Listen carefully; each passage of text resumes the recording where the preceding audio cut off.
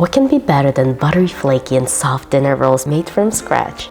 The soft dinner rolls are incredibly delicious and absolutely easy to make, especially when you're using bread machine to make the dough. Hi you guys, welcome back to my channel. If you're new here, please subscribe to my channel and hit the bell button. Now let's begin.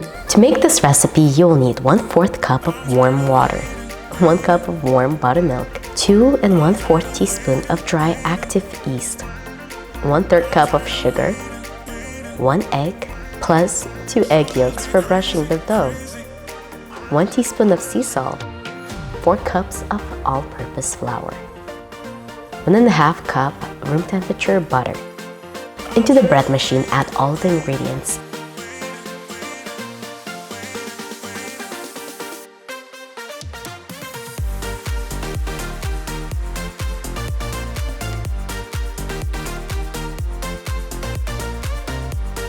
Turn machine on dough mode and let it run. When machine is done making dough, slightly flour the surface with flour and divide the dough into 20 balls. Place balls onto greased with oil pizza pan. Cover with a clean kitchen towel and let it rise in warm place until double inside, about 45 minutes to 1 hour. Now preheat the oven to 350 degrees. Brush the rolls with 2 egg yolks.